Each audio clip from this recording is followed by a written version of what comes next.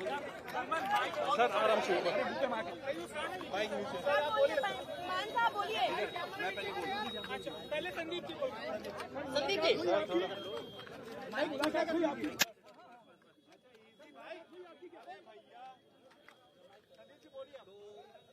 30 minute का समय मिला था। 30 मिनट के समय में जैसे ही हम मिलने गए, मान साहब बहुत भावुक हो गए और मान साहब की आंखें भर आई, उनके आंसू निकलने लग गए। इसके बाद थोड़ी देर में अपने आप को कंट्रोल करके फिर आगे की बातचीत शुरू हुई। मैं चाहूंगा कि मान साहब आप थोड़ा आगे करिए। मान साहब ये बताइए कि मुलाकात कितनी देर की हुई आपकी? क्या किस मुद्दे पे चर्चा हुई है मान साहब? 12 से 12:30 और जैसे ही मैं मुलाकात की जो कुर्सी थी तो बहुत दुख हुआ दिल को कि मतलब जो हार्डकोर क्रिमिनल होते हैं, जो अपराधी होते हैं, उनके वाली सहूलतें भी नहीं मिल रही हैं। मतलब क्या कसूर, क्या मतलब अरविंद केजरीवाल का कसूर क्या है? मतलब अस्पताल बना दिए, यही कसूर है। उसने मोहल्ला क्लिनिक बना दिए, यही कसूर है। उसने बिजली फ्री कर दी, यही कसूर है। उसने स्कूल बना दिए, यही कसूर है। तो आप उनको ऐसे ट्रीट कर रहे हो जैसे बहुत देश का बहुत बड़ा आतंकवादी पकड़ लिया हो। मतलब जेल का मैनुअल को देखिए, जेल का मैनुअल देखिए, इसमें ये लिखा हुआ 602 क्लॉज है। इसमें लिखा हुआ है however the superintendent of the prison may allow well behaved prisoners to have face to face interview after giving due consideration to security and other related aspects. मतलब इससे पहले चिदम्बरम साहब जब अंदर थे तो सोनिया गांधी मिलने आती तो उनको 1 to 1 एक कमरे में बिठा के वो मुलाकात कराती थी। आज शीशे के पार जैसे बहुत बड़ा कोई हार्डकोर क्रिमिनल जो है वो बैठा हो, सामने शीशे के पार फोन पे बात करवाई। मतलब हद हैरानी की। मोदी जी चाहते क्या है?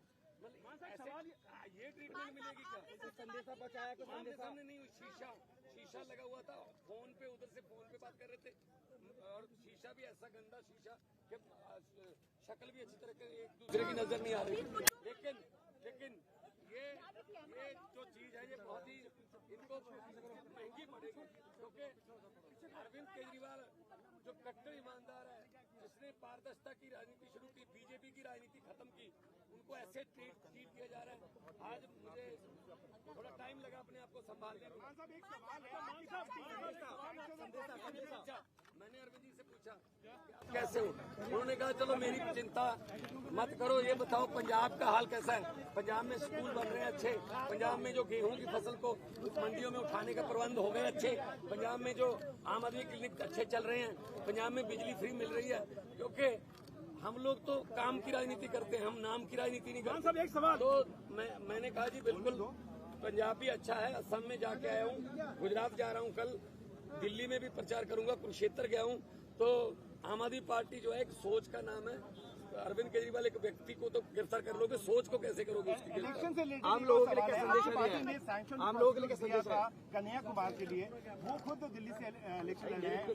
ये तो इंडिया गठबंधन का अपना एक सवाल है, मान साहब एक सवाल है, ये कह रहा है कि केजरीवाल के जेल में आने के बाद पार्टी में भगदड़ मच चुकी है। पार्टी आम आदमी पार्टी एक डिसिप्लिन ग्रुप है। आम आदमी पार्टी एक बहुत ही मतलब डिसिप्लिन में रहने वाली जमात है। हमारी पूरी पार्टी एक साथ है, चट्टान की तरह हम अरविंद केजरीवाल के साथ खड़े हैं और आएंगे, बाहर आएंगे। और 4 जून को ये बात मेरी नोट कर लेना, स्क्रीन रिकॉर्डिंग करके रख लेना, 4 जून को जब देश में रिजल्ट आएंगे तो आम आदमी पार्टी एक बहुत बड़ी पॉलिटिकल शक्ति बन के उभरेगी। 21 रिटायर्ड जजों ने चिट्ठी लिखी सीजीआई को, सर 21 रिटायर्ड जजों ने जब सर से मिले तो हम सबने पूछा कि सर आप कैसे हैं? आपका हेल्थ तो ठीक है, आप कैसे हैं? उन्होंने कहा कि मेरी चिंता छोड़ो, ये बताओ कि जनता कैसी है। उन्होंने पूछा कि क्या जनता को फ्री में जो बिजली मिल रही थी वो कंटिन्यू है, मिल रही है? उन्होंने पूछा कहीं बिजली कट तो नहीं, पावर कट लग तो नहीं रहे? उन्होंने पूछा कि अस्पतालों में जो दवाइयाँ मिल रही हैं क्या वो दवाइयाँ अभी भी मिल रही है? उन्होंने पूछा कि बसों में जो यात्रा हो रही थी फ्री में महिलाओं की, क्या वो अभी भी कंटिन्यू है? उन्होंने सारी चीजें पूछी कि दिल्ली का हाल कैसा है, जनता कैसा है, और हमने एक एक चीज उनको बताया। उन्होंने ये भी कहा कि अगले हफ्ते से वो 2-2 मंत्रियों को बुलाएंगे और 2-2 मंत्रियों को बुलाकर दिल्ली के सारे कामों का रिव्यू करेंगे। उसके साथ साथ उन्होंने मुझे ये भी कहा कि मैं सभी विधायकों से मिलूं और सभी विधायकों से मिलकर उनको ये कहूं, उनका केजरीवाल साहब का ये मैसेज उनको दूं कि वो अब अपने गली गली में, घर घर में, अपने एरिया में जाके जनता से मिले। किसी को कोई तकलीफ नहीं होना चाहिए, किसी को कोई दुख नहीं होना चाहिए। आज तक जितनी सेवा करते आ रहे थे उससे 10 गुना ज़्यादा सेवा करना है। उन्होंने ये भी कहा कि वो जल्दी बाहर आएंगे और जब भी वो बाहर आए जो 1000 रुपये प्रति महीना सभी महिलाओं को देने का वो वादा और बजट पास जो उन्होंने किया है उसको वो पूरा करेंगे।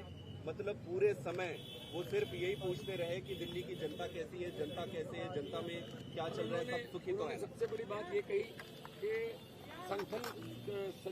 संगठन देख रहे हैं बहुत अच्छे तरीके से, और मेरी ड्यूटी इस बात के लिए लगाई कि आपने जगह जगह पे जाना है और इंडिया अलायंस की अगर कोई किसी स्टेट में जाना पड़े इंडिया अलायंस के लिए वहाँ भी आप जाना है। तो ओवरऑल ये थी, उनको संविधान की चिंता थी कि देश बचेगा तो पार्टी बचेगी, संविधान बचेगा तो पार्टी बचेगी। 21 रिटायर्ड जजों ने चिट्ठी लिखी सीजीआई को कहा कि जुडिशरी को बदनाम किया जा रहा है। 21 रिटायर्ड जजों ने चिट्ठी लिखी सीजीआई को कहा कि जुडिशरी को बदनाम किया जा रहा है। देखो पता क्या है, देश में जो हालात हो गए हैं, किसी को पूछ लो, दुकानदार को पूछ लो, वो भी कहेगा गलत हुआ है, ये गलत हुआ है। अरविंद केजरीवाल को गलत उन्होंने अंदर करा है। ये सिर्फ और सिर्फ चाहते हैं विपक्ष ना हो, हम ही इलेक्शन लड़ें और हम ही जीते। ये तो फिर पुतिन वाली बात हो गई ना, फिर डेमोक्रेसी कहाँ गई, ये तो डिक्टेटरशिप हो गई। इसलिए हम लड़ेंगे, देश के लिए लड़ेंगे, देशभक्त लोग हैं हम। और उन्होंने हमें ये अंदर से मैसेज दिया है कि बाहर जाके कार्यकर्ताओं को और सब एमएलए और मंत्री साहबानों को बोलो कि मेरी चिंता ना करें, जनता की चिंता करें, पब्लिक की चिंता करें। स्वाद ठीक है, देखो कौन सा कोई उधर दूसरी तरफ बिठा रखे थे। जब सोनिया गांधी चिदम्बरम को मिलते थे तो एक कमरे में बैठ के मिल लेते थे, प्रकाश सिंह बादल भी यहाँ मिलने आते थे तो कमरे में बैठ के मिलते थे। पता नहीं क्यों दुश्मनी इतनी है कि हमें आतंकवादियों की तरह ट्रीट किया जा रहा है। कोई बात नहीं, हम वो पत्ते नहीं जो शाख से टूट कर गिर जाएंगे। आंधियों को कह दो अपनी औकात में। Thank you. तो भगवंत मान जो कि पंजाब के मुख्यमंत्री हैं वो यहाँ पर मिले हैं। ये भी दे दो, ये भी दे दो, ये भी दे दो। और जैन साहब पकड़ो।